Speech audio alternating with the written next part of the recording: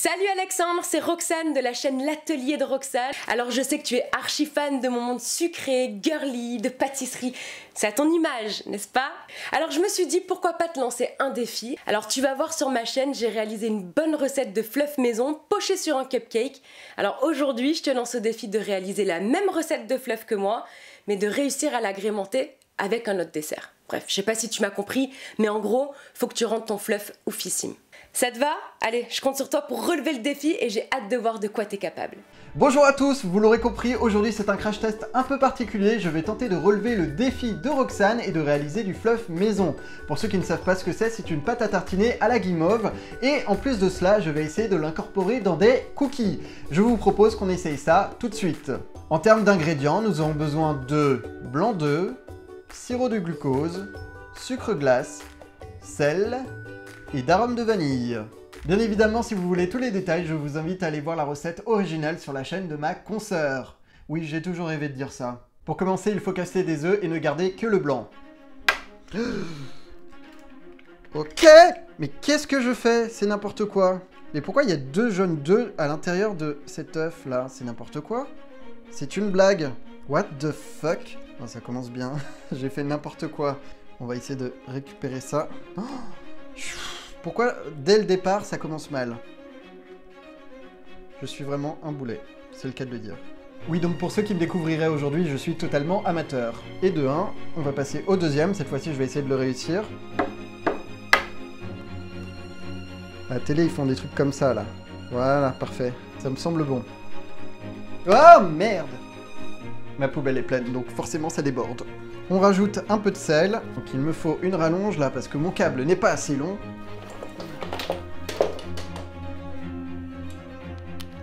Oh! Oh putain! Pourquoi c'est allumé là? Il faut monter les blancs en neige, je vais donc utiliser un batteur électrique, ça me permettra d'avoir un peu plus de chances de réussir.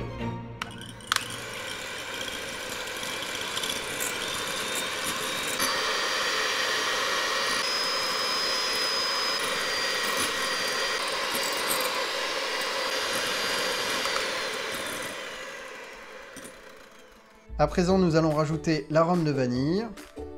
Parfait. Et le sirop de glucose. Il nous en faut 45 grammes. Ok, c'est très particulier comme texture.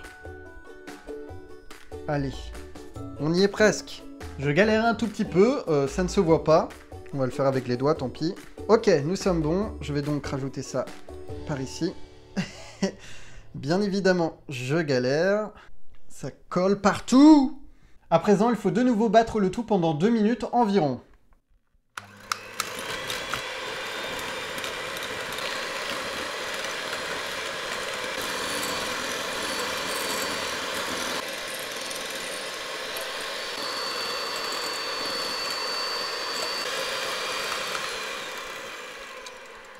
Ça fait du bruit, mais ça avance bien.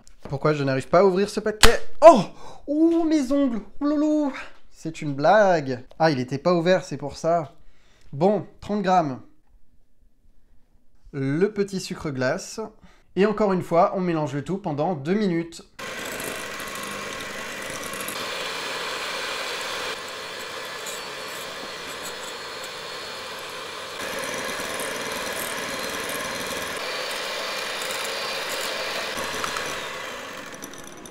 C'est terminé, il ne reste plus qu'à déguster pour comparer avec le vrai fluff. Vous ne verrez peut-être pas l'intérieur du pot à la caméra parce qu'il est déjà entamé, mais en tout cas, ce que je peux vous dire, c'est qu'au niveau de la texture et de la couleur, c'est plutôt similaire, et ça, c'est un bon point. Maintenant, il ne reste plus qu'à goûter. On va commencer par l'original. C'est vraiment super bon. C'est pour ça que je l'ai déjà entamé. Et maintenant, le fait maison. Ah ouais! Il est un tout petit peu plus sucré, mais franchement, on sent bien le goût du marshmallow. Recette validée et défi réussi. Maintenant, il va falloir l'incorporer dans des cookies. Je vais donc le mettre au congélateur pour qu'il durcisse un peu.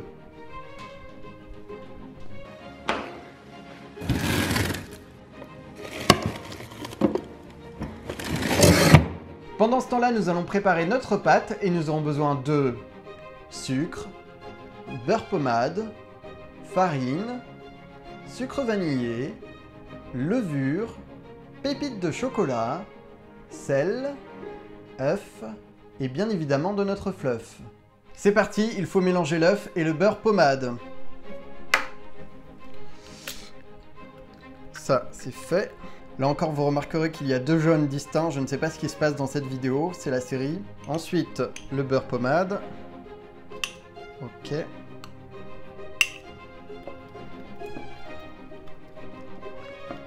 À présent, on rajoute les 2 sucres. Pourquoi j'ai fait ça? Je ne sais pas. Oh là là, pourquoi j'en mets partout à chaque fois? C'est une blague. Pareil, je mélange.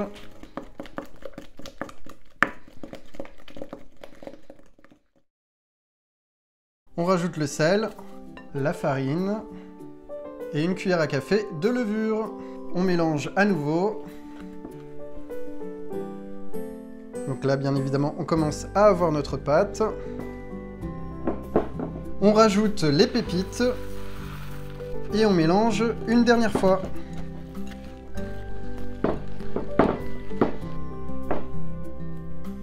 C'est l'heure de l'étape décisive, la pâte est prête, j'ai récupéré mon fluff et on va former les cookies. Je vais essayer de faire des grands formats.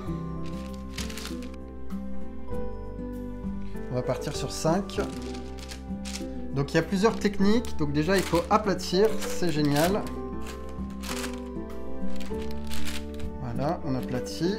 J'espère que j'aurai assez de place. Super. Bon, s'ils sont pas parfaits, c'est pas grave. Et maintenant, il va falloir mettre le fluff maison au milieu.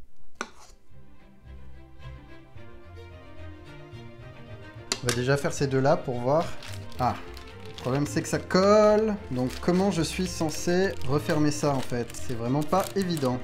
C'est clairement un petit fail. À mon avis, ce n'est pas comme ça qu'il faut faire. Enfin, c'est très mou, donc forcément, ça ressort. Et on va revenir recouvrir. Non, mais ça ne marche pas non plus. Ça ne va pas être possible. Ouais, ça colle au papier sulfurisé. Not possible, quoi. On ne va pas se mentir, c'est plutôt un échec. Je n'aurai pas mon cœur fondant au fluff, mais qui sait, le mélange sera peut-être délicieux. Quoi qu'il en soit, j'ai gardé 2 cookies nature au cas où pour les utiliser avec la pâte à tartiner. Et maintenant, on va mettre ça au four pendant 10 minutes à 180 degrés.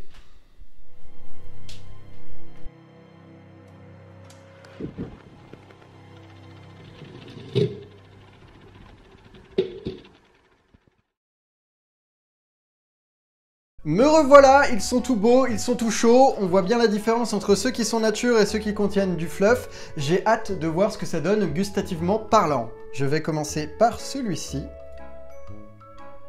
Ok, donc à l'intérieur, aucune différence. Je sais pas si j'ai pris un bout qui n'en contient pas, mais franchement, c'est un cookie normal, quoi. On ne sent pas du tout le goût du fluff. J'en ai mis par-dessus, on va goûter.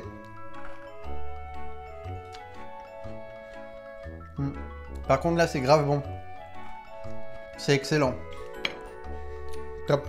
Ce que je peux vous dire pour le bilan, c'est que la recette du fluff marche super bien. Malheureusement, c'est assez difficile de l'incorporer dans des cookies. J'espère en tout cas que cette vidéo vous a plu. Si c'est le cas, n'hésitez pas à aller voir la chaîne de Roxane. Elle propose tout un tas d'autres recettes gourmandes et appétissantes. De mon côté, je vous invite à laisser des questions dans les commentaires parce que la semaine prochaine, ça sera une FAQ. Et quant à moi, je vous dis à très bientôt. Au revoir.